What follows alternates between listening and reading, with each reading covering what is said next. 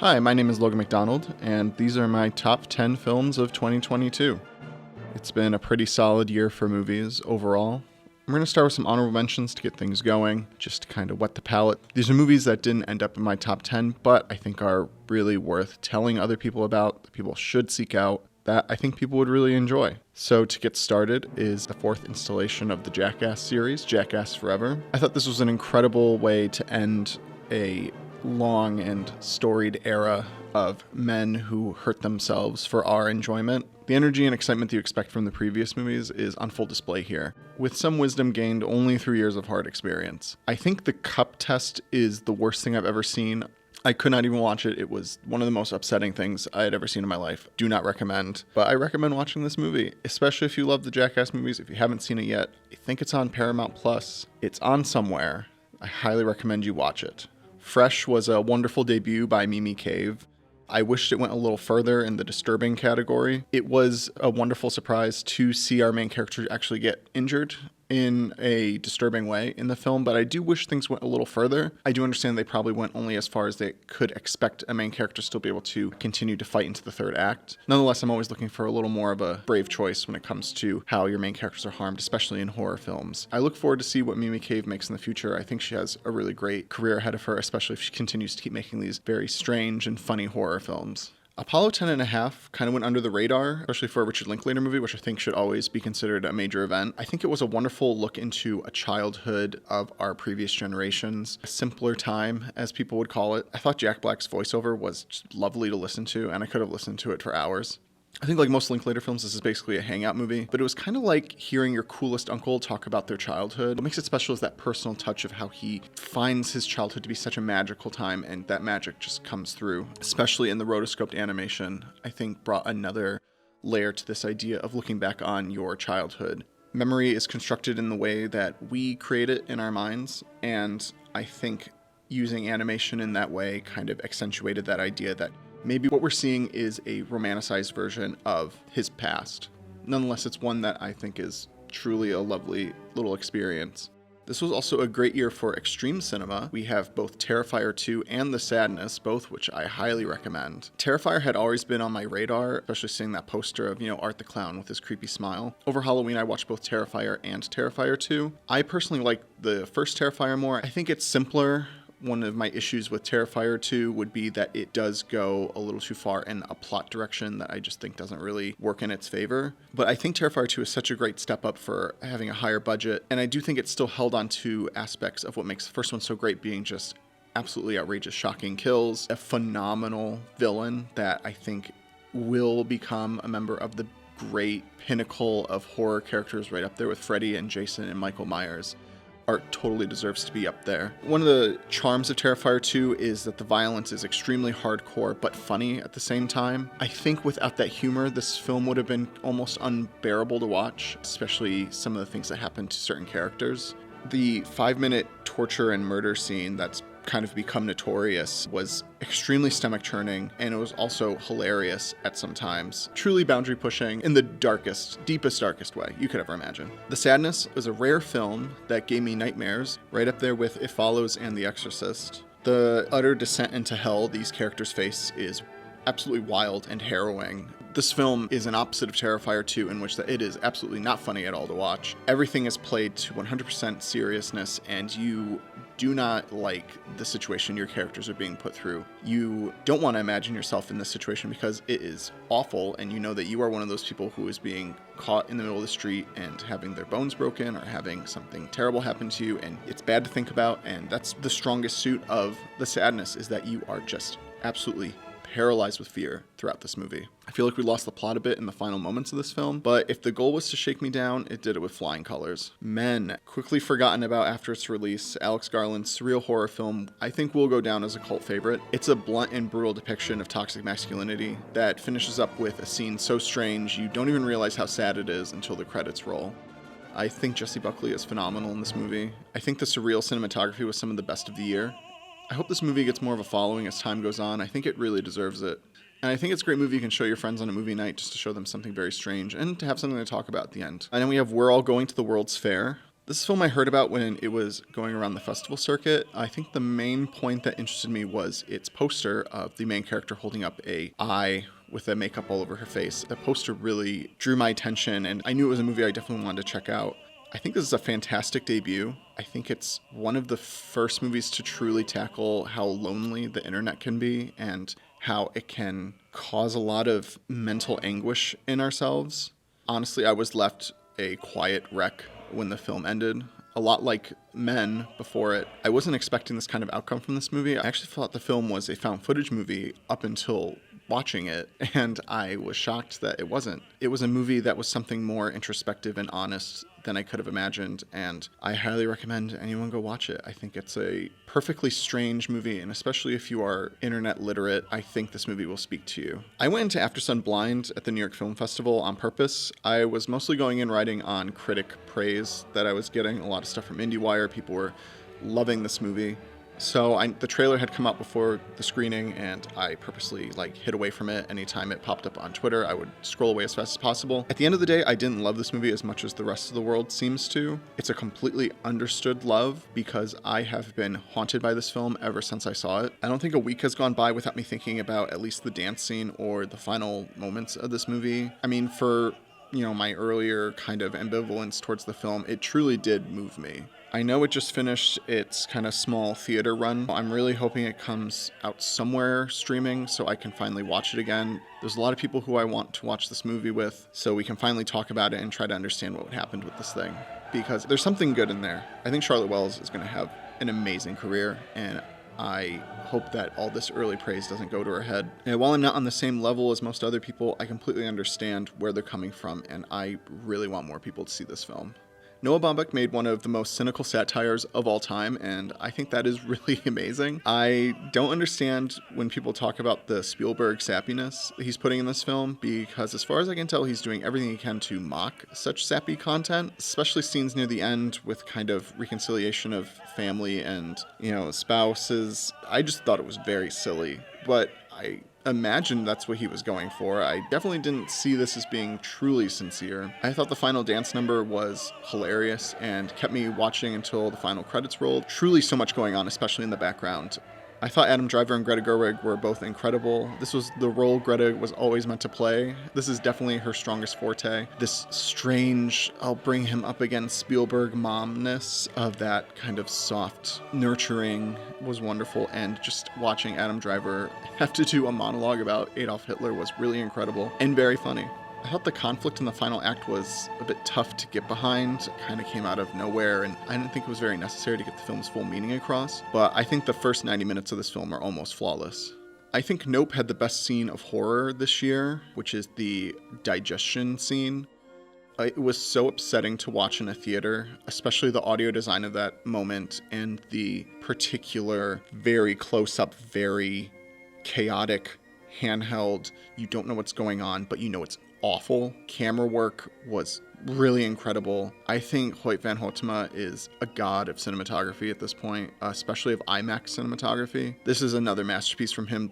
Those wide vistas, the incredible colors, the flying over shots, just really incredible. Athena is on Netflix, and I think everyone should watch this movie. It has a phenomenal 10-minute oneer that opens this movie, and it just sucks you right in. I was flying when those guys were driving away from the police station at the end of that oneer. It was the most beautiful thing I had seen in such a long time. This is definitely a great Greek tragedy from Roman Gavras, Costa Gavras' son, who is also apparently a very good filmmaker like his dad. They are a family of political filmmakers. They should continue to make political films. The acting in Athena is phenomenal, but this movie goes to the camera crew because those guys did not stop working this entire time. They killed it constantly. Those guys deserve as much praise as any other camera crew this year. Everything Everywhere All at Once. There is not much else to say about Everything Everywhere All at Once. You get it. We've seen it. It's great. It's the Daniels at their best. It's some of our favorite actors from our childhood films coming back together and getting their well-deserved redemptions. I think this film has wonderful rewatchability. To be honest, when I first saw this in theaters, I was pretty exhausted by it by the end, especially once we got into Act 3. I think I was kind of losing it at that point. But on rewatch, knowing what I was going into, being able to absorb more of the messages the film was trying to get across, I found it to be almost more enjoyable the second viewing. I would definitely recommend watching this movie again if you've watched it once only, and I cannot wait to watch the Daniels go to the Oscars. X is truly one of the best horror films of the year. I think when I rented it, I watched it about 3 times in the matter of a couple days. Some of the most horrifying moments of the year, also some of the most cringe-inducing violence, some of the best violence of the year. All the practical gore was really fun to watch. The 70s homages that didn't suck. The quick cross-cutting for scene transitions, like from Easy Rider, I thought was like wonderful. Every time they used it, it was used in creative ways, not just to say, oh, hey, look, we know what this movie is from, 50 years ago. It worked itself into the plot as well. I think that's wonderful. Crimes of the Future is pure, unadulterated Cronenberg. Like usual, David is making commentary about the current state of the world. This time, he seems to be making a science fiction body horror film about progress versus regression. He uses our characters and their situations to depict the horror that progress can look like to people who don't want things to change. Things like eating plastic, strange surgery, performance art. This film is an experience. It's unapologetic, it does not hold your hand, and it is very weird. There was a long break between Maps of the Stars and this film, and I was very worried we were not going to get another one. Thankfully, David has blessed us with yet another wonderful body horror film that we can take and love forever. Now it is time for the top 10 films of 2022. I was lucky to see Bardo at the Paris Theater in Manhattan, and I wish everyone could experience the film like I did. The images that Darius Khondji creates in this film are outstanding, and he should be getting that cinematography Oscar this year. He rightfully deserves it, especially after a career like he's had. Unfortunately, at the end of the day, Bardo is a bit too long and self-indulgent for its own good, but it's honest and vulnerable, and that's what I connected with the most. This is Alejandro González Iñárritu looking back at himself, and he's not sugarcoating anything. He isn't afraid to depict his stand-in Silvario as not a very great person. He's a bit of a flake, and he's not the best father or husband, but he tries, and I truly believe he means well throughout the film. Like Iñárritu, he's kind of full of himself. He thinks he knows better than others. He speaks on these long tangents about the state of the world and cinema and his country. But at the same time, Iñárritu's not afraid to have friends and family kind of call him out on his bullshit. This film tackles a lot of content, mainly about identity, when it comes to your homeland, who we project ourselves to be in the world, compared to how our closest friends and family really know us. The film is a deep dive into colonialism, capitalism, memory, holding on and letting go of regret, grief, history. It's truly overwhelming. This film can be compared a lot to Alfonso Cuarón's Roma in terms of being autobiographical. I think what sets films apart is Alfonso is going for more of a personal look at his family's history, while Iñárritu was looking more into himself as an adult more than as witnessing any events as a child. I can definitely give credit to both these guys, as they both seem to know how to make me cry uncontrollably in a theater. I was a complete mess watching the beach scene, and even more so when I saw it at home. I wish I could tell every person who's seeing this film for the first time to not go in expecting a narrative in a way, or especially not to go in wondering where the story will go next, or even to really focus on the plot itself. But what I wish I could tell every person is just to take in each scene as it comes and just enjoy the ride. It's a truly wonderful experience. Number 9 is Barbarian. I remember when this film's trailer first came out, the audience had such an intense reaction to it that I knew it was going to be something special. And what we got was a worthy companion to Jordan Peele in the comedy writer becomes a serious horror filmmaker echelon. Barbarian feels like a film that began as a dark hypothetical you would tell your friends to make them laugh and squirm at the same time, but it takes a special talent to take an idea like this and form it into the film we have before us. Barbarian is terrifying, full of unrelenting tension and moments of such well-earned horror that I was exhilarated. I couldn't believe I was watching this kind of movie. The use of wider lenses as the tension ramped up was inspired and something filmmakers should take note of. You don't see enough creative lens choices in films now. Justin Long and Georgina Campbell were both incredible, but Justin just steals the show. The scene of him measuring the bloody room was the funniest thing I'd seen all year. I can't think of a single person who wouldn't like this film. I think we're in a new era of horror with a message. This film, its use of the area of Detroit, depicting its history and depicting its effects through a monster, was really incredible. Number 8 is The Eternal Daughter. I saw The Eternal Daughter on a cold and foggy day, which was perfect for this cold and foggy film from Joanna Hogg. I'm a big fan of her previous Souvenir films, and I'll basically watch anything with Tilda Swinton. This film is an homage to the gothic ghost films of the 1950s, that use of subtle imagery to make your hair stand on end, even though you're not sure exactly what you're looking at or for. Tilda in the dual role of Mother Rosalind and daughter Julie was well handled and really fun to watch. The two Tildas had wonderful chemistry. I enjoyed the practical way they edited around Tilda's dual performances with simple editing tricks instead of using green screen effects. This is something I also did in my new short film, which is out now. You should go watch that. Go watch my new short film, please. The choices of just cutting around Tilda instead of just putting two of her in the same shot also help give the finale a much more emotional punch. I want to point out Carly Sophia Davies. I thought she was very funny as a hotel receptionist who always seemed like she was just ready to start saying something really mean to our main characters. She feels like every receptionist that's left you with a bad taste in your mouth, but you're not quite sure if it's because of them or you. I also want to give a shout out to our dog of the year, Louie, who's actually played by Tilda Swinton's own dog. Number 7 is The Fabelmans. I am a giant Steven Spielberg fanboy, and I will be one forever, and I will not apologize for it. And I loved The Fabelmans. I thought it was a warm blanket of a movie. Just one of those kind of great movies you watch that you walk out smiling. That's exactly what I want from Spielberg half the time, is just to feel better, and he knows how to make me feel better. In a time when I was just getting tired of autobiographical films, here comes one of our greatest filmmakers to ever live to say, no, you're not until I've made mine. And I sat down in that theater and I said, okay, thank you, sir. And I watched it and it was great. At this point now, we can probably stop with the autobiographical films. Paul Dano needs more credit for this film. I don't think he's in much of the awards conversations at the moment, but I think he really should be. It's great to see a soft side to Mr. Dano after years of him playing characters who are on or near the edge of sanity. While he is phenomenal in that, and I loved him in The Batman also, I think that he has a capability of being a very warm and comforting person. I would just like more of that from him. The scenes where we watch Sammy kind of learn to direct and form his own voice on set are wonderful to watch. And if you've ever made movies with your friends, you'll discover that feeling all over again with this movie. Tony Kushner brought his typical lyricism and deep understanding of complex human emotion to yet another incredible screenplay. Everyone really does feel fleshed out and alive and understandable, and I think that is one of the reasons why I was able to have different feelings about his mom and his dad and every character in the film. I felt like I understood everybody.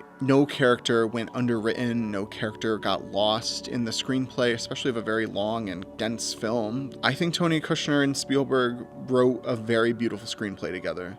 Spielberg doesn't hold back on his family's own dramatic history, and he gives his own family story as much honesty and complexity as he does to the families in his earlier films. I feel like this is almost an origin story as to how he crafted such complex families in movies like Close Encounters of the Third Kind and E.T. Honestly, everyone should go watch it, even if you're not a big fan of later Spielberg like I know a lot of people are now. I think this one is well worth to watch. Number 6 is The Northman. The Northman is the best American film about revenge maybe ever made. You usually have to search out films from like Korea to revel in such a gray zone about the causes and effects of killing for revenge. It's really brave of Robert Eggers to make a film that not only pits you against if you even like your main character. I mean, the village raid scene that evoked imagery of come and see is enough to make you question if you even want to root for Amleth anymore. But to take almost every single bit of reason for our main character to want to commit revenge away from him before the final battle is a risk, to say the least. And it works. It pays off. What I was expecting to be a very boring, overly produced, green-screened final battle in front of an exploding volcano turned into one of the most grueling depictions of monstrous masculinity that I've seen ever in a movie. It was wild. You're just sitting there, shocked by this film. It's really, that ending is so incredible. It's a tough sell. It's a hard movie. Robert Eggers' dedication to historical accuracy, even with things that we barely see in the film, is so admirable. He's probably the only filmmaker alive who cares what kind of nails are used for the boats that the characters ride in. I think the power of this film is that I actually have not seen it since it was released in theaters, which was April of 2022. I think I saw it the weekend it came out. I'm now recording this in January, and I still think that The Northman is one of the best movies of the year. Number 5 is R.M.N. This is a Romanian film from Cristian Mungiu. I'm a big fan of his. I've loved everything I've seen of his since I saw 4 months, 3 weeks, 2 days in college. R.M.N. is an acronym for a brain scan, which I'm not going to look up because I'm lazy. This film is an encompassing look at a small town that's been poisoned by xenophobia at the onset of a factory hiring 2 immigrant workers to come work for them. The film mainly focuses on one family, but there's also a lot of time dedicated to the town as a whole. Cristian Mungiu's films are about the human condition, and he loves shining a cold, harsh light on how we are and what we're capable of. He tackles a lot of issues going on, specifically in Romania, but that can be kind of ballooned out into world issues. I think this film is a major reaction to a lot of issues we've been dealing with in the last 4 or 5 years or so. I think one of the highlights of his career is going to come through as the 20-minute oneer town hall scene that is one of the most blood-boiling, frustrating, just anger-inducing scenes you will watch this year, and it's his forte. He loves provoking his audience, and he's good at it. And man, I was a very angry person by the end of this film, in a good way. I was happy that I was mad watching this film. Unfortunately, this film is not due for release in the United States until March, I think. So please mark this on your calendar. I don't think it's going to have a very large release, but if you're in a major city, definitely check this out. Number 4 is Todd Field's Tar. Tar was destined to be one of my favorite films of the year. From the first trailer, I had the feeling I was going to love this movie, and I was lucky enough to see it at the New York Film Festival. As you notice, a lot of the films I've seen were probably screened for me at the first time at the New York Film Festival. If you live in New York City and you don't go to the New York Film Festival, you are missing a wonderful opportunity to see incredible cinema before anyone else and to be able to gloat about it. So you should get on that. I know you'd probably think the tickets are very expensive, but I promise you it is worth it. I have never regretted buying a pass to the New York Film Festival.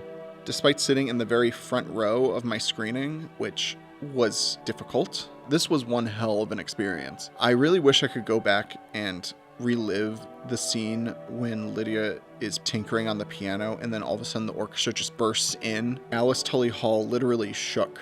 I can never forget that moment. The special thing about Tar is the ample subversion of expectations. Almost every aspect of this film, big and small, is not what you think it's going to be, and I think that created some frustration in me on my first watch. I thought I was going into a much different film than what I got, but after my second viewing a few weeks later, I couldn't be happier with the result. There are so many themes and ideas to play with in this film, it's really hard to put them all in one review. I feel like you would have to have one of those over-bloated 5-hour YouTube videos just to kind of tackle every aspect that is worth tackling in Tar. One in particular that I like to think about a lot and that I like to bring up with other people who've seen the film is Lydia's adoptive daughter, Petra. I've always inferred that Petra was adopted from a similar country as to where we hear Lydia record the woman singing in the beginning credits, I believe somewhere in South America. But what interested me is that she gives her a Germanic name, which to me felt like a subtle jab at white colonization. I definitely think the idea of giving a child of color a white name, I think there was something said there. I don't know what it is exactly, but I feel like it's there.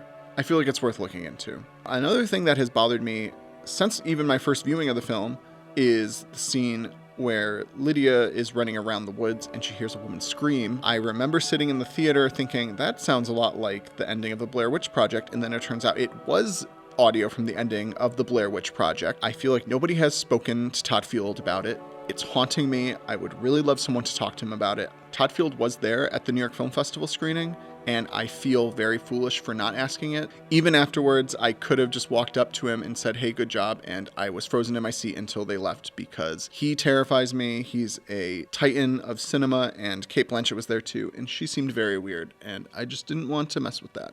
Number 3 is Andrew Dominik's Blonde. This film was destined to fail from the start. It's 3 hours long, it's experimental, and it contains heavy and explicit subject matter. But for me, that's a winning combination. Blonde is a masterwork of a takedown of the patriarchy and its vile exploitation of beauty in Hollywood. Ana de Armas is completely fearless as Norma Jean. From the get-go, there were complaints that Ana de Armas' Cuban accent was coming through in her performance. But while that's true, I found it to be another layer to this very metaphoric film. I mean, Norma Jean is a woman who's playing Marilyn Monroe. She is not Marilyn Monroe, she's Norma Jean. And Ana de Armas is an actress playing her. Parts of Norma Jean are coming through in Marilyn, and in this film, parts of Ana de Armas are coming through Norma Jean, coming through Marilyn Monroe. I'm sure I'm reaching when I talk about this, but I find the accent to be justified, and I'm completely fine with it. Every single shot of this film is crafted with more imagination and narrative force than most entire films. The constantly changing aspect ratio and color design emulate the confusion and drama Norma Jean goes through. The handheld work, the expressionistic camera placement, every time there was a cut, I was gasping. I was just taken away by the complete visual force that this movie is. At the end of the day, I do not understand the vitriolic reaction to this film. After everything I saw on Twitter and reading reviews on Letterboxd and IMDb, people seem to be upset that a film about women being exploited features a woman being exploited, and that doesn't make any sense to me. How else are we supposed to depict the horrors that women have gone through in the film industry without showing it? It's very clear that Ana de Armas and Andrew Dominik knew what they were doing going into this film, and it's very clear there was an understanding of how far things would have to go. I mean, Anna's fearless in this film. I think she deserves every kind of accolade she's going to get for this, and honestly, if it wasn't for Cate Blanchett giving one of the most powerhouse performances of all time, I would say Ana de Armas would be a shoo-in for an Oscar. I found it extremely bizarre that people were trying to say that Andrew Dominik was making some sort of fetish film for himself, that he was enjoying watching a woman get abused constantly. It just felt very simple and short-termed in the thought process of what this film is trying to say. I mean, perhaps it was the fact that it was Marilyn Monroe that's what made it so personal to people who are upset by this film. Marilyn Monroe is still a woman used, and some would even say exploited, as a beacon of positivity, when the brutal truth still remains that she ended her own life. It's also possible that people who watch this movie and who use and exploit Marilyn's image for their own personal ideas and thoughts maybe saw themselves in the producers and the bad characters in this film and got a little upset about it. I don't know. Number 2 is The Staircase. So, surprise, I put a miniseries on here, but I consider The Staircase to be one very long film. This is one of the best miniseries I have seen in years. Not since Satan Tango have I been able to sit through something so long and be so immersed. The Staircase is a very long film about one of the most interesting crimes in recent history. Not for the crime itself, but for the way things played out afterwards, especially the documentary and the family issues that imploded over the years. I think that Colin Firth gives the best performance I've ever seen an actor give in any medium of all time. His Michael Peterson is so subtle and complex and gray and ambiguous that you just, even after so many episodes of this show, you don't know if he's a good or a bad person. I'm pretty certain he's a bad person, but I can understand how so many people got caught up with him and taken away by him and believed him to the point where they would believe the owl theory. I had no idea the owl theory even existed. I did not watch the documentary. I think that is one of the craziest things anyone's ever put out, and the fact that people were so desperate and in love with Michael Peterson to believe that an owl attacked Kathleen Peterson is completely wild to me. Really incredible stuff there. Toni Collette also deserves so much recognition. Her dedication to playing Kathleen, not only to play her, but to be respectful to her, especially when a show demands that you reenact someone's death not once, but 3 different times and in 3 different unique and horrifying ways. And for you to be completely disturbed by every single one of those deaths is really powerful. It's incredible. The Staircase is so good. It's hard to think of another program with 8 episodes and each one of them is a complete masterpiece, and you can watch each one of them just being completely blown away. The Staircase. It's amazing. Go watch The Staircase. And my number 1 film of 2022 is No Bears by Jafar Pahani. No Bears, again, I saw at the New York Film Festival. I believe I got a ticket after hearing about his arrest. I am a big fan of Jafar Pahani. I remember seeing This Is Not a Film in college and was absolutely inspired by this man's bravery of finding a way to make a film while in house arrest. He's such a genius when it comes to these multi-layered stories about people and state of his country and himself. I think No Bears is kind of the masterpiece of this later part of his career. So the film is about Jafar Bahani making films secretly and playing himself, making a film secretly on the Turkey-Iran border about a couple who are trying to escape from Iran into Turkey, when one night his assistant director gives him an opportunity to sneak into Turkey and get away from Iran. I think from that moment, I was completely hooked, and I knew that this was my favorite movie of the year. Everything this man has been making for the last decade coming through in the most incredible way you can imagine. The film is also a story about a small town dealing with a little bit of drama that he gets sucked into the middle of that he doesn't really want to. I think one of my favorite aspects of the film is that you're not sure what is documentary and what is fiction. He does such a good job at fogging up the narrative that you're not even sure if the town is even in on the fact that he's making a movie, or if their reaction to him, which becomes some of the main conflict, is because he's there and because they know who he is and because they know that he could pose a danger to their community. It's very obvious that this film was not made with a lot of money, but it's the unbound imagination and creativity that you don't care. It's just an incredible experience to watch, and it is an indictment of a country and a filmmaker who is kind of tired of being pushed around, but also who's worn down by it. Again, the scene where he is on the Turkish border, his assistant director reveals where they are. The fear in his eyes, that is from the last decade of him dealing with the Iranian government and him dealing with the horrible bureaucracy of censorship, and you feel for him. It has so much to say just about why he is still making movies, even though he's risking so much, to the point where he's currently now dealing with a very unethical 6-year prison sentence. He's such a hero of cinema and anti-censorship. With all that, yes, No Bears is the best movie of 2022, and at the time of his recording, it's out in theaters, but I'm sure it's going to end up somewhere on streaming sooner or later. Anyone who is a filmmaker, anyone who wants to make movies, anyone who reviews movies, anyone who respects film as an art form, it is your due diligence to seek out this film and to watch it and to feel the things I felt when I saw it. It is a exhilarating and electrifying experience, and you will not be the same when this movie is over. Well, thank you for checking out my list of the top 10 films of 2022. If you enjoyed this video, feel free to leave a like, and if you would like to, feel free to subscribe to my channel. I upload semi-regularly. I plan on uploading a lot more things. I would like to start making more film reviews on just random stuff that I see. I also have a list of the bottom 10 films of 2022. If you would like to see that too, let me know. If you have any comments, suggestions, or complaints about my top 10 list, feel free to leave them in the comment section, and I like to get back to people, so I'll probably respond to you. Besides that, yeah, thank you for stopping by. I know a lot of people make top 10 lists. I hope that I gave some better insight than others, but I don't know. I'm new to this, so please forgive me. Goodbye.